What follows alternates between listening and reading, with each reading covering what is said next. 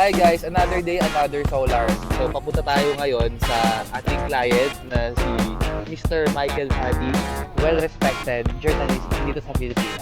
Malaking bawas, peace of mind sa mga nakuha ko sa sistema nyo. Medyo high-tech na kasi may alam niya kung paano mag-on off. So, very good, very good. Mababait ang mga tao nila. Sir, mahiwagan tanong. Mahal bang magpa-solar? Ako, akala nyo, mahal? May kamahalan siya kung siyempre ikaw ay conscious sa dapat na titipid mo. Pero yung benefits niya, bawi mo rin eh. Diba? Masarap na meron kang seguridad at peace of mind na sinasabi ko. And of course, mapapawi mo siya. It's a good investment.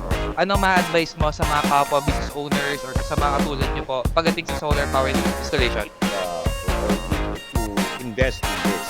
Kasi clean energy. Hindi na ito yung makatulong ng president. Makatulong tayo sa industry. Makatulong din tayo sa naghihingalong ekonomiya. Sa pamamagitan nito, sana lang magkaroon din ng programang gobyerno. Bigyan din ng incentive. Incentivize the corporations para hindi sila ganun carbon footprint. Incentivize yung mga residential. Diba magkaroon tayo ng mga loaning system dito. At of course, yung balik sa gobyerno sa mga taxes.